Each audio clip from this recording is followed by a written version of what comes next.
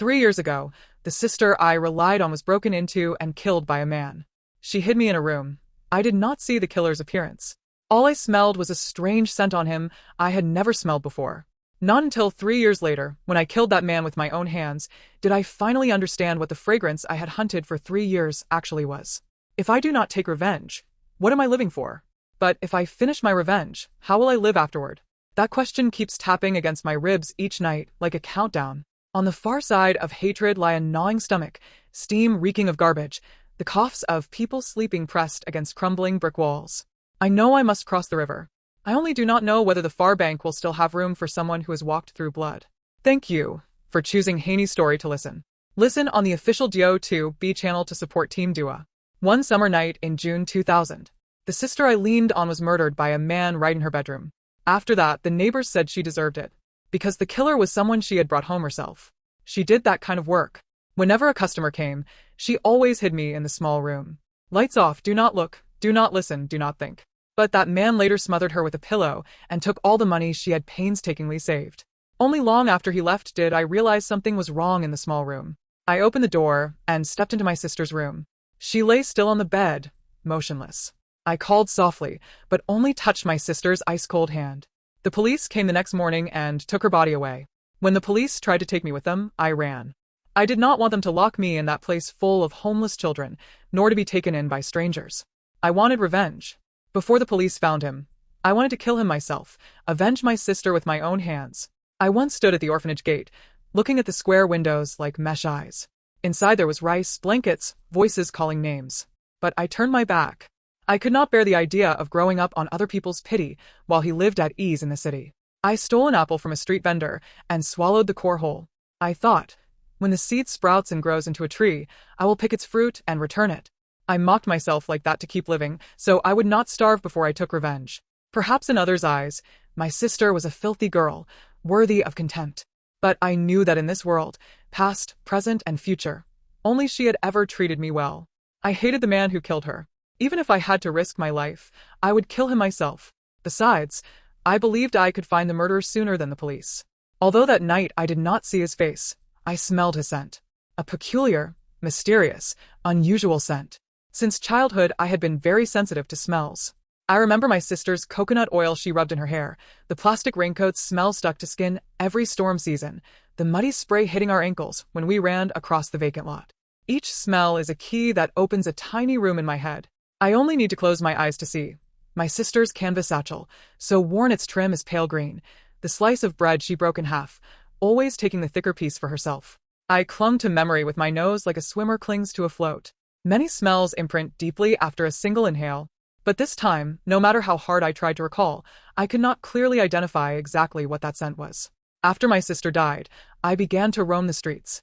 I hoped that among the crowd I might uncover the truth about that fragrance. The city had two kinds of light, the hospital's cold, straight illumination, and the landfill's yellow, wheezing flame. By day I passed the hospital's revolving door, the smell of alcohol, the scent of newly polished metal, bread from the canteen, the click of high heels on stone. At night I returned to the garbage pile, the smell of rotten food, the smoke of burning plastic, the scuttle of rats. Between those two worlds lay an invisible line, and I walked it like a tightrope stretched between two buildings. I thought that man must have had a particular trade or special status to leave such a different scent, one ordinary people could not carry. But everyone I met bore smells completely unlike that man's. Time passed 3 whole years. Just when I began to suspect the man had left the city, yesterday at an ordinary intersection, a person in a trench coat and scarf, wrapped up, passed me by. The scent that had been missing for 3 years rushed into my nose. At that moment, I felt the blood in my body flare up. I immediately followed silently, then watched that person enter an old apartment block slated for demolition. Then I decided, when this person appeared again, I would rush forward and kill them. I even kept watch beneath the building where they lived for a whole night. But the next morning, when that person came out and I leapt for my hiding place, ready to strike a finishing blow, as I ran up to them I realized. It was a woman. A tall, beautiful woman. In her slightly startled eyes, I panicked and fled. I ran back to the camp. It was a camp leaning against the landfill for drifters. For the past 6 months, I had been sleeping there at night. Hong Mao greeted me and gave me half a can of beef he had been eating. Where he'd picked it up, I did not know. I took it and said thank you. Buddy, you didn't come back last night again. You were out looking for the guy who killed your sister, weren't you? I nodded. The police still haven't found him. What are you doing all this for, anyway? I lowered my head, bit into the meat, but could not swallow. You don't even know what your killer looks like. Don't say any more. I returned the can to Hong Mao and looked at him coldly. Come on. You've got that murder face again. Hong Mao muttered. He said his name wasn't really Hong Mao. As a child, his hair turned blonde from falling into a chemical vat at a workshop, and people called him that. I used to have a normal name, he said, breaking the scavenged biscuit in half. But maybe that name died with the old house. I asked where his home was. He shrugged. Where the streetlights go off early. The answer slipped out like a joke, but his eyes did not smile. I hung my head and said nothing more. But hey, I respect you. Despite hunger and cold, you're still determined to avenge your sister. You have the bearing of an ancient wandering hero. Hong Mao probably said that to lighten the mood, to flatter me. I forced a bitter smile. The ache inside throbbed anew. Thank you for choosing Hanie's story to listen. Listen on the official DO2B channel to support Team Dua. After Hong Mao finished the rest of the can, he suddenly said, I heard they're planning to renovate the city soon. Wonder if the urban management will round us all up and send us to camps. I glanced at Hong Mao and blurted, if things calm down, would you go? Hong Mao licked his lips and looked up. What? Only you want to be a knight. Don't tell me you won't let me carry a sword across the sky too. If you find the man who killed my sister, don't act rashly, call me. I'll give you a hand. I smiled and said I agreed. I mean it, buddy. You're small. If you meet that murderous thug, you'll die many times over. Hong Mao turned serious. Honestly, even though the two of us drift, at least you have someone who loves you unlike me. No one loves me. Oh, I'd like a sister. Or whenever you take me to your sister's grave, I'll go bow. When excited, Hong Mao could chatter without stopping.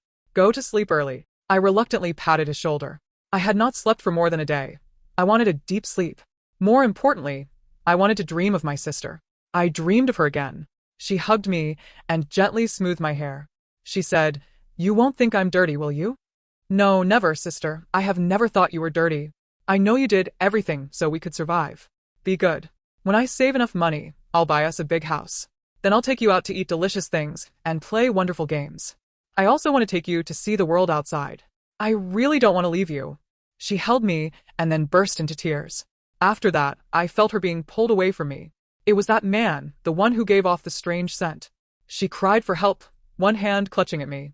I shouted too. Let my sister go. In the struggle, I woke to find Hong Mao pushing me. See? I told you, get up, run. The urban management squad is here. I was groggy with sleep and saw, in the distance, a few vans coming through the night. Then many uniformed men jumped down. Their flashlights swept across the camp, throwing everything into uproar. Run, quick, if you get hauled into the camp, it's misery. Hong Mao said this while sprinting toward the garbage heap behind us. I followed. Behind us, I heard several managers shout, Don't run. In the dark, Hong Mao and I scrambled over the mountain of trash on hands and feet. We had barely hit the ground when a beam of light shone straight at us. Lying in wait for prey, sure enough, there are 2 kids, a burly urban manager said. I was still stunned when Hong Mao suddenly rushed forward and struck that manager. Hong Mao. I yelled. You run. Remember, avenge our sister. Hong Mao was dodged by the manager.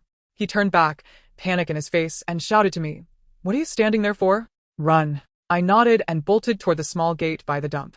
Just as I reached it, a heavy thud sounded behind me. Seemed like Hong Mao had been kicked and was now face down on the ground. Buddy. Thank you. I called back to him. Hong Mao raised his head and lifted a hand.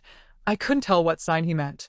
From afar I saw him part his lips in a smile. He seemed to still be smiling. A few days later, I heard people whisper a piece of news in Kwang Chau. That night I hid behind a broken iron bed frame, heard shoes crunching on beer cans, heard sticks thwacking plastic tarps. I cradled the wrist that had been kicked. The metallic tang of blood spread faintly in my throat. I thought of my sister's words. When I save enough money. In the dump, promises have nowhere to take root. They're like plastic bags in the wind, snagging wherever they snag. I didn't dare cry, afraid my tears would have a smell and wake the feral dogs. They said a university student, for lacking a temporary residence permit, was beaten to death in a camp. I didn't know how Hong Mao was now. And besides him there were Hui, Lao Lang, Thiu Jia, the friends I'd made at the camp. Afterward, I never saw them again. Those who need to meet will meet again. Those who must die will surely not live. After Hong Mao and the others were seized by the managers, the next day I resumed tailing the woman with that scent. Even if she wasn't the one who killed my sister, she was surely connected to the murder. I believed following her would lead me to the result I needed. Tan, that was the name of the woman I was chasing. Her room faced a cracked concrete courtyard, with 2 pots of snake plant. On the sill sat a chipped porcelain cup, and a scented candle burned down to its base. Each evening I watched that window from afar, saw her shadow pass back and forth like a needle trying to find a lost stitch. I didn't know whether she was waiting for someone, or waiting for herself. She wasn't very old, and lived alone on the 2nd floor of that old block. I assumed she lived alone because I never saw anyone else go in or out. Her work was ordinary. She ran a clothing shop at the intersection near the Central City Hospital. That intersection was crowded, but most people were hurrying into the hospital, so her clothing shop didn't do very well. Tan didn't seem to have a knack for business. Beyond those details, what mattered more to me was Tan had a boyfriend. On Valentine's Day, I saw her carrying a bouquet, walking lightly back home. It was very likely the scent on Tan had to do with her boyfriend. The problem was I had never once seen him. Of course, I didn't shadow Tan 24 hours a day. Even when following, I always kept far enough back. After all, she had spotted me last time. If I showed up too often where she worked or lived, she would surely grow suspicious and I'd get myself into trouble. I kept telling myself not to rush. I had waited this long. Don't spoil the fish just as it's about to bite the hook. 2 weeks after Hong Mao and the others were taken, I finally met Tan's boyfriend. A slim young man, with slightly delicate features, somewhat like Le Min of the 4 Heavenly Kings. Seeing him, I remembered he had appeared in Tan's shop before. But back then he seemed like a passerby who wandered in by accident. He hadn't even said a word to the clerk behind the counter, so I hadn't thought he was her boyfriend. This time, I noticed the odd details. When he entered the shop, although he still said nothing to Tan, she proactively handed him an outfit to try. He changed before the mirror, the clothes fit. When Tan helped dress him, she bent forward slightly, as if to embrace him from behind. Those details quietly showed that she not only knew the man but had an ambiguous relationship with him. For some reason, the two had to pretend they weren't acquainted. Could it be that Tan was his mistress? When the man left the shop, I followed in silence. As long as I could confirm that unique scent clung to him, I could be 100% sure he was the one who killed my sister. Unexpectedly, he was exceptionally alert. He had barely walked a few paces from the shop before he looked around, highly attuned to his surroundings. I couldn't keep up. But it didn't matter, I now knew who he was. Soon after, I saw him head into the hospital a bit over 100 meters away. He was a doctor. At the hospital gate, a security camera always turned my face away. The guard looked at my filthy coat like a dark cloud. I stood by a bush and listened to the loudspeaker call patients' names distorted by the microphone. In there, people waited to be touched. Out here, I waited for one person to glance back. No wonder Tan had set her shop nearby. What special smell would a doctor carry? Alcohol? Hydrogen peroxide? Medicine? No. The scent I'd smelled wasn't any of the hospital's usual odors. Unless this doctor treated a rare disease requiring him to apply ointment directly to patients, and over time it had left a distinctive medicinal scent on him. But even that didn't add up. If the doctor carried it, then patients should have had a similar smell. Yet in 3 years, I had only ever sensed anything like it on Tan. Whichever way I thought about it, it made no sense.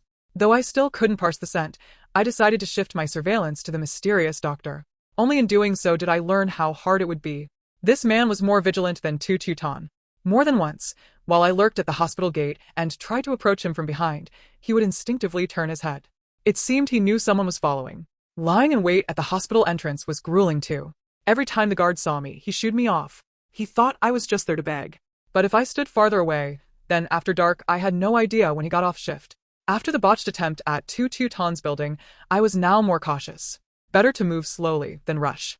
I practiced slowing myself by counting breaths. Each inhale I murmured, live. Each exhale I murmured, revenge. By the 1,000th beat, live and revenge stuck together like 2 faces of the same coin. I wondered if one day I tossed that coin into a ditch, which side would land face up. I thought if I couldn't pry anything loose at the hospital, I'd return to Tan. I didn't believe they were satisfied to meet only furtively at the shop. The chance came quickly. Ever since I'd tailed Tan, she usually left for the shop early in the morning. But that day she was late. She came downstairs in the afternoon. She carried a bag, makeup done with care. Clearly she was going to meet someone important to her. I trailed her quietly from afar. I could see she was happy that day. Sometimes she rose on tiptoe, skipping a few quick steps along the street. But she wasn't in a rush. Every so often she stopped to sniff at the early spring flowers by the roadside. After more than an hour of walking, we reached the destination. It was a suburban park, unfinished, almost deserted. Tan stepped into the park and found a bench to sit on. She looked at ease, not like someone waiting for anyone, as if she had come for a solo picnic. I saw her take a lunchbox from her handbag, open the lid, as if she meant to eat alone. But then she closed it lightly and put it back in her bag, as if she only wanted to look at what was inside. Time passed and evening fell. There was no one left in the park. But Tan still didn't want to go home. It seemed she was waiting for someone. Around 8 o'clock, I crept out of my hiding spot, planning to circle nearby. I had barely gone far when I nearly bumped into a hurried figure. Luckily, the person barely glanced at me and kept walking. But I recognized him. It was the doctor Tan was waiting for. I drew back into the trees. The crescent moon was like a chipped fingernail. The doctor walked fast. His white coat was swallowed by the dark, leaving only his heels tapping grit along the path.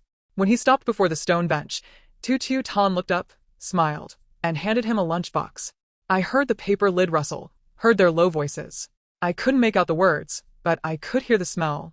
It rose like a thin thread of smoke, a sweetish, musky scent, like flowers hidden in a pocket that reeked of alcohol. I clenched the folding knife inside my sleeve. "You're late," Tan said. I was afraid it would rain. "I'm sorry," he answered. There was an emergency on the on-call floor. They were silent for a moment, only the faint sound of the lunchbox opening. I saw a neatly folded blue handkerchief. The doctor picked it up and pressed it gently to his nose. That smell poured through the leaves. I stepped out without a sound, like a shadow peeling away from the wall of night. "Don't move," I said, hoarse. So hoarse, I barely knew my own voice. The doctor turned around very slowly. His eyes were not as surprised as I had imagined. He looked at me, then at the knife peeking from my sleeve. "You've been following me a long time." 3 years, I said. "Since the night you killed my sister." Tan sprang to her feet. "No, you're mistaken." "I'm not." I cut her off. "The smell on you." The doctor looked at the handkerchief in his hand.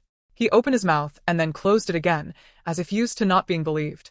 After a moment he said, "That's iodoform, a disinfectant in the emergency room. It clings for ages. Anyone who doesn't know it will find it strange." He paused, exhaled. That night I was in the corridor 1 floor below. I heard a cry. I ran up, but it was too late.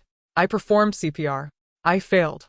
The smell lingered in the room and on my sleeves. I laughed. The sound snapped out, dry and short, like a matchstick. "Good story. I know you won't believe me." He set the handkerchief down on the lunchbox. "I'm not the one you're looking for." "Then why was that smell on her?" I pointed at Tan. "I've smelled it on her for 3 years." Tan touched the handkerchief. "Because this handkerchief is his," she said softly. "He's allergic to the solution's odor, so sometimes he uses a handkerchief scented with essential oil to cover it. I keep it for him. When I miss him, I carry it." She lifted her eyes. "But you're right about one thing. This smell is tied to another man. The one he's looking for too." The doctor looked at me, gaze steady. "Someone with a similar scent but harsher, because he uses an ointment containing iodoform to mask the smell of blood on his hands. 3 years ago, he cut his hand doing dirty work. I smelled it when I tried to compress your sister's chest." "What dirty work?" I asked. "Taking things that weren't his," the doctor said. "Old apartments near the rail yards. Your home was on the list." A breeze passed, the smell of fresh-cut grass sweeping the medicinal odor away for a fleeting moment. My nasal bridge burned. I looked at the two of them and thought of my sister's arm clutching me in my dream. "His name? I don't know." The doctor shook his head. "Only that he's left-handed, and there's a bayonet-shaped scar on his wrist." I reported it to the police, but I was a stranger in a shameful affair. They didn't believe me. I tightened my grip on the knife. The blade kissed the skin of my finger. I could hear my own breath, counting the way I'd practiced. Live, revenge. "Either way," I said. "If it wasn't you, why were you there? Why do you still carry that smell after 3 years?" "Because of guilt," he said quietly. "Because I couldn't save your sister." I took another step. Tan moved to stand between us, her eyes bright in the dark.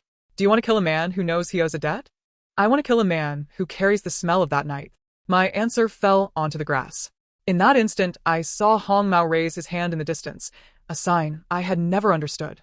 I saw the hospital's revolving door turn, spitting out pale faces and swallowing others whole. I saw my sister breaking a slice of bread in two. I stabbed. The blade went in, as if through wet cloth. The doctor didn't cry out. He only looked at me, as if trying to memorize a face he wouldn't forget later. Tan screamed, and wrapped her arms around him. The iodoform slammed into my face, thick and heavy. I stumbled back, then ran. I didn't go back to the dump that night. I drifted near the hospital and stood by the same old bush. At dawn, two nurses spoke to each other. The night shift, Dr. Tran lost a lot of blood. Luckily, they resuscitated him in time. I stood there, numb. I hadn't killed him. Or rather, he wasn't dead yet. The first line in my memory, when I killed that man with my own hands, suddenly sounded hollow, like a crushed tin can. But it still rang. I had killed him in my heart 3 years ago from the moment I first smelled that scent. The rest had only been a body chasing a soul. I returned to the park on another evening.